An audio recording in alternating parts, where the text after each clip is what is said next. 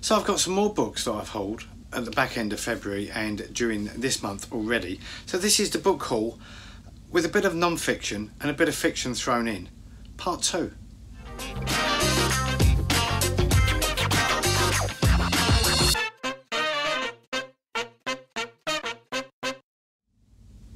Hi everyone, welcome back to Wilde Reads. My name is Dave. Welcome back to another video. How are you all?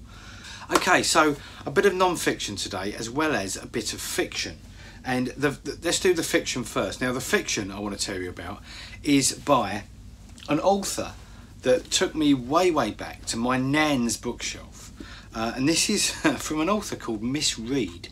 Now, I know somewhere on Instagram recently there's been a Miss Readathon where people have been reading the novel of Miss Read. For those of you that are not familiar, she is described as the cosiest of cosy authors. Books set in fictional English villages in a time long ago. Well, not that long ago. I think it's like 50s, 60s, 40s, 50s, 60s. So Miss Read was the pen name of a lady called Doris Saint, who sadly died in 2012. But what she did leave us was about 50 odd novels, 50 or 60 novels, based primarily in two English villages, Fairacre and Thrush Green. I remember these books. I remember the spines of these books lined up on my nan's bookshelf, and the covers used to fascinate me. So I recently saw half a dozen of them going for a ridiculous price. Like, these are ex-library books, so these were going for like 30p. So I've picked up Farewell to Fairacre, Fairacre Festival, The School at Thrush Green, Friends at Thrush Green, Affairs at Thrush Green, and Storm in the Village. Please let me know in the comments below if you've read any Miss Read. But I mean, when I see that it really does remind me of my nan's bookshelf.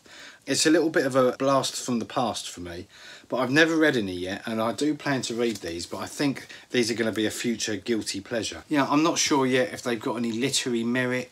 I think they're just a book you can just forget and just sit down in your armchair with a cup of tea with your slippers on and just forget about things and just get cosy. Strangely, I'm really looking forward to getting into some Miss Read.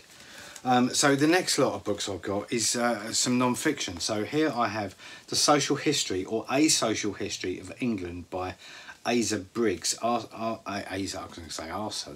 Briggs. This is quite old. Fascinated by social history is one of those things that I absolutely hated at school. But now, since I've left, I've got a real fascination with social history and the way people used to lead their lives. A brilliant series on this is called Tales of Jerusalem by a guy called David Kynaston, and he's releasing these big social history books, one every few years. And each book, they're very thick books, and each book takes place over it focuses on a period of between 4 and 6 years, so starting at 1945 and ending, I think, in about 1982.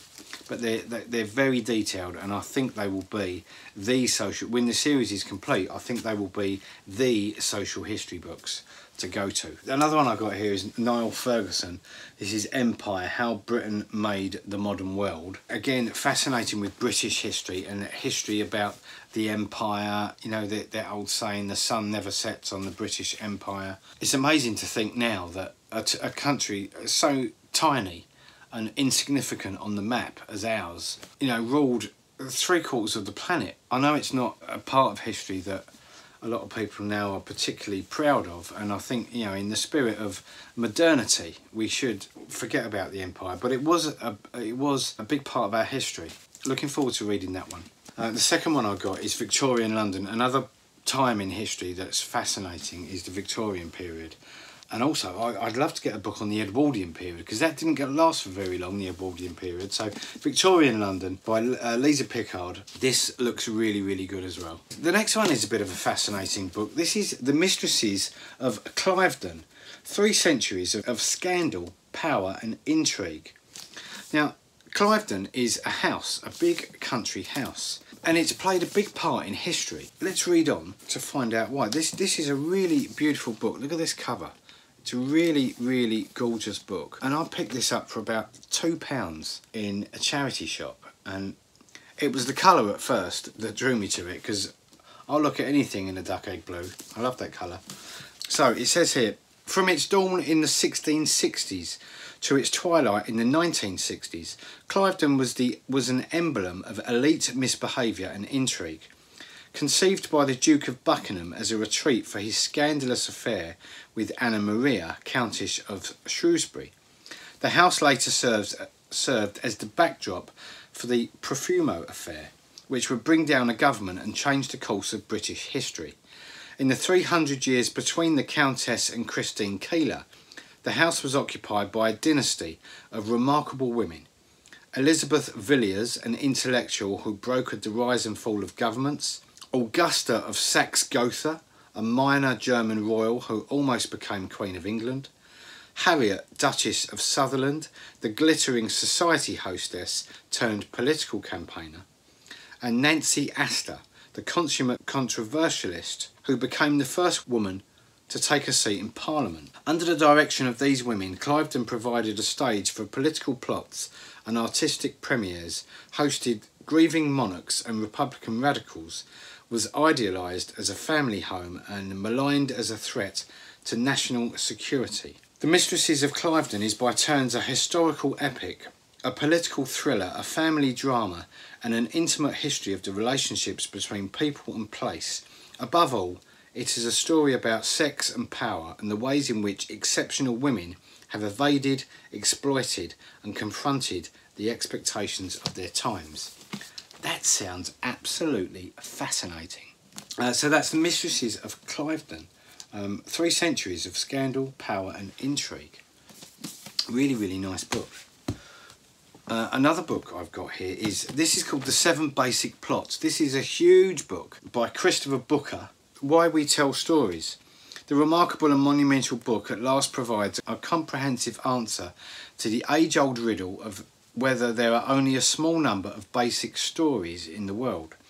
Using a wealth of examples from ancient myths and folk tales via the plays and novels of great literature to the popular movies and TV soap operas of today, it shows that there are 7 archetypal themes which recur throughout every kind of storytelling. So this might be a one to save for non-fiction November. Not sure when I'm going to get round to this yet. It seems fascinating. The next 3 books are from Bill Bryson. Now, I've read Bill Bryson books in the past, but I've read the 2 that I've read are concerning his trips round England and Britain. So the first of which was called Notes from a Small Island, and the second of which I read last year, and it should be up there, let me just find it. And the second of which is called The Road to Little Dribbling, which is a sort of follow-on to Notes from a Small Island. It's when he came back years later, and I think he followed the same path. So I've got Bill Bryson, A Walk in the Woods, Notes from a Big Country, and Down Under. Now, I really like Bill Bryson. I like him when he's been interviewed on TV because he sounds really interesting. He sounds a really interesting guy. I picked these 3 hardback copies up, and they were like 30 pence each. Ridiculous! What a ridiculous amount of money to pay for 3 hardback non-fiction books. Absolutely brilliant. I do love that is what you call a bookie bargain, and we all love a bookie bargain, don't we? So that brings us to the end of another book haul. Whatever you're doing this week, enjoy your books, and I'll see you back here next time for another BookTube video. Until then, take care. Bye-bye.